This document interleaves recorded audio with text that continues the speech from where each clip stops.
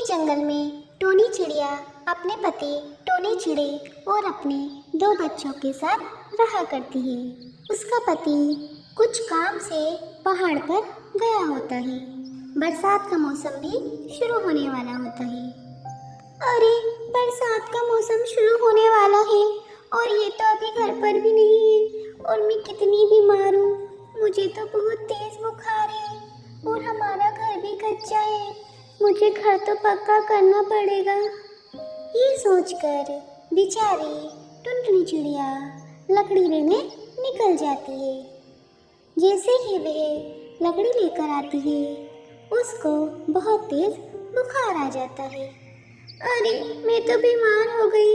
इस तरह से मैं अपना घर पक्का कैसे करूँगी? मुझे तो समझ नहीं आता। बरसात का मौसम भी पर शुरू ही होने वाला है और मेरा बुखार तो उतर ही नहीं रहा है।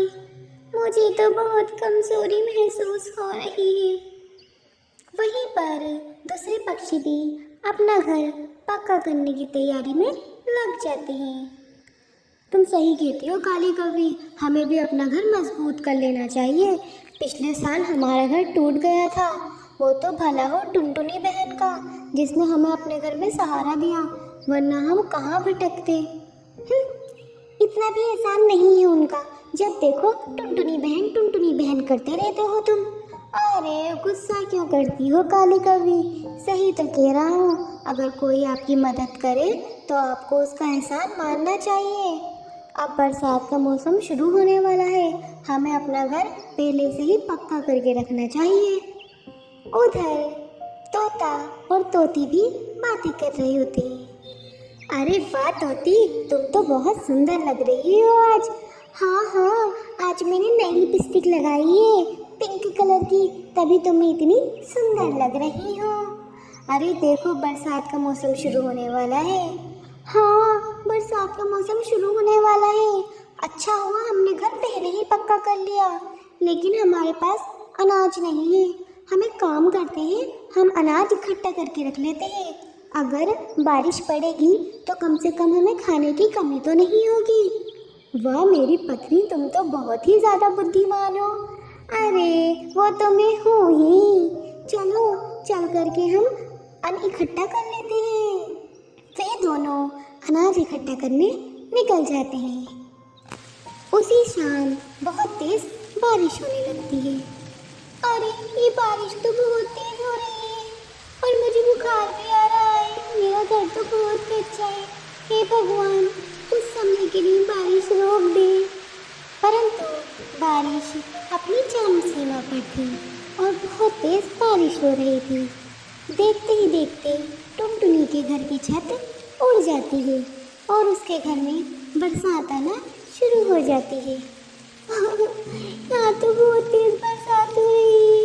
मेरे बच्चे टोनी के बच्चे डर की वजह से अपनी माँ के पास आ जाते हैं।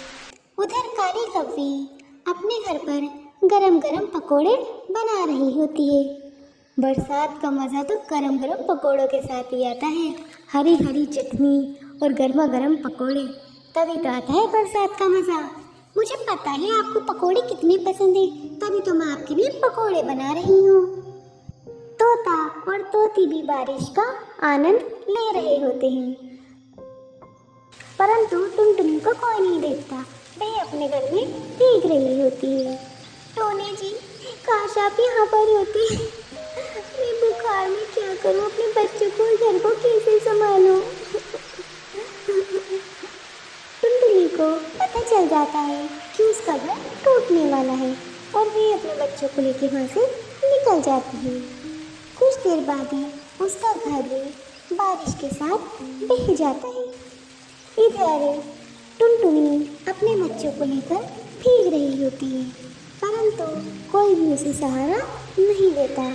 वह और उसके बच्चे लगातार बारिश में भीगते रहते हैं। इधर काले कौवे की नज़र टुनटुनी पर पड़ती है। अरे देखो, टुनटुनी बहन भीग रही है। लगता है उनका घर टूट चुका है। चलो, हमें उसकी मदद करनी चाहिए। खबरदार, जो आप वहाँ पर गई, आपने उनकी मदद भी की। कोई मदद नहीं करनी है, यहीं पर रहिए आप। ये तुम कैसी बातें कर रही हो? तुम्हें पता है ना टोनी बहन को कितना बुखार था, उसकी तबीयत कितनी ख़राब थी। हम उसकी मदद नहीं करेंगे तो कौन करेगा? मुझे नहीं पता उनकी मदद कौन करेगा, लेकिन आप वहाँ पर नहीं जाएंगे। ये कहने के बाद वह काले कौवे को डरा देती है। काला कौवा भी अपनी पत्नी से डरता है और वह कुछ नहीं करता। इधर बेचारी टुनटुनी चिड़िया लगातार बारिश में भीग रही होती है। उसके बच्चे भी बारिश की वजह से कांपना शुरू कर देते हैं। इतने ही टोना चिड़ा वहाँ पर आ जाता है। अरे टुनटुनी, तुम बारिश में क्यों भीग रही हो? आप आ गए, हमारा घर बारिश में भीग चुका है, हम कहाँ जाते? एक काम करते हैं, हम किसी से मदद ले लेते हैं। देखो हमारे बच्चे भी कैसे ठंड में कांप रहे हैं। वे काले कौवे के दरवाजे पर जाते हैं। काले कौवे भाई, काले कौवे भाई, हम बहुत परेशानी में हैं, कृपया हमारी मदद कीजिए। इधर काला कौवा अपनी पत्नी से कहता है, देखो वो कितनी ज़्यादा परेशानी में है, हमें उनकी मदद करनी चाहिए। खबरदार जो आपने उनकी मदद की, अगर आप उनकी मदद करने के लिए बाहर निकले ना तो मैं अपने मेके चली जाऊंगी। बेचारा काला कौवा टुनटुनी की मदद करना तो चाहता है, परंतु अपनी बीवी की वजह से वह कुछ नहीं कर पाता। बहुत देर चीखने के बाद जब काला कौवा दरवाज़ा नहीं खोलता तो वह तोते के घर पर जाते हैं। वह तोते को बार बार आवाज़ देते हैं, परंतु वह लोग भी दरवाज़ा नहीं खोलते और वह बारिश में भीगते रहते हैं। ये सब काला कौवा खिड़की से देख रहा होता है। अब उससे बर्दाश्त नहीं होता है। कैसी कौवी हो तुम? तुम्हें इतना नहीं पता जिन लोगों ने तुम्हारी मदद की आज वो परेशानी में है तो तुम उनकी मदद करो? मुझसे अब नहीं देखा जा रहा, मैं अब बर्दाश्त नहीं कर सकता। तुम्हें जहाँ जाना है जाना, मैं उनकी मदद ज़रूर करूँगा। ये कहने के बाद काला कौवा दरवाज़ा खोल देता है।